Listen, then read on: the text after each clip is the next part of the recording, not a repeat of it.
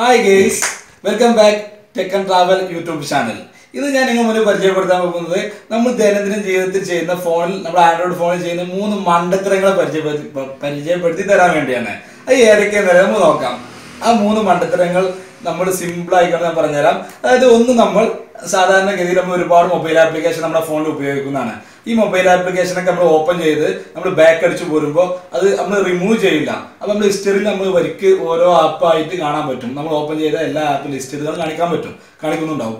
ഈ ആപ്പ് നമ്മൾ എന്ത് ചെയ്യും, ഓരോന്നായിട്ടോ അല്ലെങ്കിൽ മൊത്തത്തിലോ നമ്മൾ എന്ത് ചെയ്യും, ഒരുമിച്ച് റിമൂവ് ചെയ്യാനാണ് പതിവ്. സാധാരണ എല്ലാവരും എന്ത് ചെയ്യും, ഇടയ്ക്ക് എടുത്തിട്ട് ഹിസ്റ്ററി ഒന്ന് ക്ലെയിം ചെയ്യും. അത് നമ്മളൊരു കാഴ്ചപ്പാടിൽ അത് ഒരുപാട് ഗുണമാണ് എന്ന രൂപത്തിലാണ് നമ്മൾ കാണാറ്. എന്നാൽ ശരിക്കും നമ്മുടെ ഫോണിന് അത് ഒരുപാട് ദോഷമാണ്. എങ്ങനെയൊക്കെ എന്നാണ് ആ ദോഷം എന്ന് ഞാൻ പറഞ്ഞുതരാം. ഒന്ന്, നമ്മളെ സംബന്ധിച്ച് അത് നമ്മൾ റിമൂവ് ചെയ്യുന്നതോട് കൂടെ നമ്മൾ സ്ഥിരമായിട്ട് ഉപയോഗിക്കുന്ന വാട്സപ്പ് അല്ലെങ്കിൽ ഫേസ്ബുക്ക് ആപ്ലിക്കേഷൻ ആണെങ്കിൽ അത് നമ്മൾ ഓപ്പൺ ചെയ്യാൻ കുറച്ച് ടൈം എടുക്കും. പ്രോസസ് ചെയ്തുകൊണ്ട് വ്യൂ ചെയ്യാനുള്ള കുറച്ച് പ്രോസസ്സിങ് ടൈം എടുക്കും. ആ നമ്മൾ നിലവിൽ ഓപ്പൺ ചെയ്തതാണ് ആ മൊബൈൽ ആപ്പ് എങ്കിൽ രണ്ടാമത് നമ്മൾ ഓപ്പൺ ചെയ്യുമ്പോൾ ഭയങ്കര ഫാസ്റ്റ് ആയിരിക്കും. വെരി ഫാസ്റ്റ് ആയിരിക്കും, നമുക്ക് യൂസ് ചെയ്യാൻ എളുപ്പമാകും. അപ്പോൾ നമ്മൾ റിമൂവ് ചെയ്താണെങ്കിൽ അത് ടൈം ഡിലേ വരും. അതുപോലെ നമ്മുടെ ഫോണ് രണ്ടാമത് റീലോഡ് ചെയ്യാൻ ചാർജും നമ്മുടെ ഫോൺ ഒരുപാട് ചാർജ് നഷ്ടപ്പെടും. അപ്പോൾ നമ്മളെ സംബന്ധിച്ച് നമ്മൾ സ്ഥിരമായിട്ട് യൂസ് ചെയ്യുന്ന ഫേസ്ബുക്ക്, വാട്സപ്പ്, അതുപോലെ മൊബൈൽ ആപ്ലിക്കേഷൻ, കോൺടാക്ട്സ് ഇതൊക്കെ എപ്പോഴും ഓപ്പൺ ആക്കിയിടുക. അത് ഹിസ്റ്ററി അവിടെ കടന്നോട്ടെ. അതുകൊണ്ട് നമുക്ക് യാതൊരു തരത്തിലുള്ള ദോഷവുമില്ല. അത് നമുക്ക് ഉപയോഗിക്കാൻ എല്ലാത്തിനും ഫാസ്റ്റ് ആയിട്ട് ഉപയോഗിക്കാൻ സാധിക്കും. അത് നമുക്ക് ദോഷമല്ല. അപ്പോൾ ഹിസ്റ്ററി ക്ലീൻ ചെയ്യാതിരിക്കുക. നമ്മുടെ ഏറ്റവും കൂടുതൽ നമ്മളെ എല്ലാ ആളുകളും ഉപയോഗിക്കുന്ന ഒരു ആപ്ലിക്കേഷനാണ് ഗൂഗിൾ മാപ്പ്. ഈ ഗൂഗിൾ മാപ്പ് നമുക്കറിയാം, നമ്മൾ ഏത് സ്ഥലത്തേക്ക് പോവുകയാണെങ്കിലും ഒരുവിധം എല്ലാവരും ഗൂഗിൾ മാപ്പിൽ നമ്മൾ എന്ത് ചെയ്യും, റൂട്ട് സെറ്റ് ചെയ്യും. അപ്പോൾ അതിൽ സാധാരണഗതി നമ്മൾ നെറ്റിൽ ഓപ്പൺ ചെയ്ത് ഇടാറാ പതിവ്. അത് നമുക്ക് ഒരുപാട് ചാർജ് നഷ്ടപ്പെടും, നമ്മുടെ ഡാറ്റയും നഷ്ടപ്പെടും, ഫോൺ കൂടുതൽ ഹീറ്റ് ആവാനൊക്കെ ഒരുപാട് ചാൻസ് കൂടുതലാണ്. അപ്പോൾ നമ്മൾ ചെയ്യേണ്ടത് എന്താ ചോദിച്ചാൽ, നമ്മൾ ആദ്യം തന്നെ റൂട്ട് ലൊക്കേഷൻ സെറ്റ് ചെയ്ത് കഴിഞ്ഞാൽ അതിൽ നമുക്ക് ഓപ്ഷനിൽ പോയി കഴിഞ്ഞാൽ നമുക്ക് ഓഫ്ലൈൻ മോഡ് കാണാൻ പറ്റും. അതിൽ തന്നെ ഡൗൺലോഡ് ചെയ്യുന്നൊരു ബട്ടൺ കാണാൻ പറ്റും. അപ്പോൾ നമ്മൾ പോകുന്ന നമ്മൾ ഗൂഗിൾ മാപ്പിൽ നമുക്ക് പോലെ ലൊക്കേഷൻ നമ്മൾ ഡൗൺലോഡ് ചെയ്ത് വെച്ച് കഴിഞ്ഞാൽ തന്നെ നമുക്ക് ഒരുപാട് ഗുണം എന്ന് ചോദിച്ചാൽ ഏറ്റവും കൂടുതൽ ചാർജ് ഇറങ്ങുന്നതിന് നെറ്റ് ചിലവാകുന്നതുമായ ഒരു ആപ്ലിക്കേഷനാണ് നമ്മൾ ഗൂഗിൾ മാപ്പ്. അത് രണ്ടും നമുക്ക് എന്ത് ചെയ്യാം, ഒഴിവാക്കാൻ പറ്റും. ആ കേസിൽ ബുദ്ധിമുട്ട് ഒഴിവാക്കാൻ പറ്റും. ഡൗൺലോഡ് ചെയ്ത് വെച്ചാൽ പിന്നെ നെറ്റ് ഓഫ് ആക്കിയിടാം. നമ്മുടെ സൗകര്യം പോലെ എന്ത് ചെയ്യും, അത് നമുക്ക് റൂട്ട് കാണിച്ചു തരും. അത് നമുക്ക് ഉപയോഗപ്പെടും.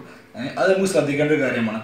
അതുപോലെ തന്നെ മൂന്നാമത് നമുക്ക് ചെയ്യേണ്ട ഒരു കാര്യം എന്ന് ചോദിച്ചാൽ, അതിനു മുമ്പ് ഞാനൊരു കാര്യം പറയട്ടെ. നമ്മുടെ ഈ വീഡിയോ കാണുന്ന എൻ്റെ കൂട്ടുകാരെങ്കിലും ഈ ചാനൽ സബ്സ്ക്രൈബ് ചെയ്തിട്ടില്ലെങ്കിൽ ഉടനെ തന്നെ താഴെ വലതു ഭാഗത്ത് കാണുന്ന റെഡ് കളറിൽ കാണുന്ന സബ്സ്ക്രൈബ് ബട്ടൺ ക്ലിക്ക് ചെയ്യുക. കൂടെ തന്നെ എത്രയും പെട്ടെന്ന് ഞാൻ ഇടുന്ന വീഡിയോസ് നിങ്ങളുടെ മുന്നിൽ എത്തുവാൻ വേണ്ടി ബെല്ലൈക്കൺ എന്ത് ചെയ്യുക, എനേബിൾ ചെയ്യുക. ഓക്കെ, അപ്പോൾ നമുക്ക് തുടരാം. അപ്പോൾ മൂന്നാമത് നമ്മൾ പറയുന്നത് എന്തെന്ന് ചോദിച്ചാൽ, മൂന്നാമത് നമ്മൾ സാധാരണഗതിയിൽ ഇപ്പോൾ ഫോർ എക്സാമ്പിൾ നമ്മൾ വാട്സപ്പ്, അതുപോലെ ഫേസ്ബുക്ക് അതിലേക്കൊക്കെ ഫോട്ടോസ് അപ്ലോഡ് ചെയ്യുമ്പോൾ നമ്മൾ അതിൻ്റെ ക്യാമറ ക്ലിക്ക് ചെയ്ത്, വാട്സപ്പിൻ്റെ ക്യാമറ ക്ലിക്ക് ചെയ്തതാണ് നമ്മൾ എന്ത് ചെയ്യും, ക്യാമറ എടുത്ത് ഫോട്ടോ എടുത്ത് അപ്ലോഡ് ചെയ്യാറാണ് പതിവ്. അപ്പോൾ അത് ഏറ്റവും ബെറ്റർ അതിൻ്റെ ഓപ്ഷൻ എന്ന് പറഞ്ഞാൽ നമ്മുടെ ഫോണിലുള്ള ക്യാമറ എന്ന മൊബൈൽ ആപ്ലിക്കേഷൻ ഓപ്പൺ ചെയ്തിട്ട് ഫോട്ടോ എടുത്തിട്ട് അതല്ലെങ്കിൽ ക്യാമറയ്ക്ക് വേണ്ടി നമ്മൾ അഡീഷണൽ ഇൻസ്റ്റാൾ ചെയ്ത മറ്റു വേറെ ഏതെങ്കിലും ആപ്പ് ഉപയോഗിച്ചിട്ട് ഫോട്ടോ എടുത്തിട്ട് അതിന് ശേഷം നമ്മൾ വാട്സപ്പ് ആണെങ്കിലോ അതോ ഫേസ്ബുക്ക് ആണെങ്കിലോ അതിൽ പോയിട്ട് ഫോട്ടോ അപ്ലോഡ് ചെയ്യാവും ബെറ്റർ. കാരണം എന്തെന്ന് ചോദിച്ചാൽ, ഇപ്പോൾ നിലവിൽ വാട്സപ്പിലോ ഫേസ്ബുക്കിലോ ഉള്ള ക്യാമറ എന്ന് പറഞ്ഞാൽ അതൊരു ക്യാമറ മൊബൈൽ ആപ്ലിക്കേഷൻ ഇൻബിൾഡ് ആക്കിയിട്ട് ഈ വാട്സപ്പിലും അതുപോലെ ഫേസ്ബുക്കിലും ഈ ആപ്ലിക്കേഷനിൽ ഇൻബിൾഡ് ആക്കി സോഫ്റ്റ്വെയറിൽ ഉള്ളതാണ്. അപ്പോൾ അത് എന്ന് പറഞ്ഞാൽ നമ്മുടെ നിലവിൽ കമ്പനി നമ്മുടെ ക്യാമറൻ്റെ ആപ്ലിക്കേഷൻ്റെ അത്ര പെർഫെക്ഷനോ പിക്സൽ സൈസോ കാര്യങ്ങളൊന്നും ഉണ്ടാകില്ല. അതുകൊണ്ട് എന്ന് ചോദിച്ചാൽ നമ്മുടെ ഫോട്ടോസിന് ക്ലാരിറ്റി കുറയാൻ വളരെ ചാൻസ് കൂടുതലാണ്. അപ്പോൾ ഓരോ ഫോൺ വ്യത്യസ്തമായിരിക്കും.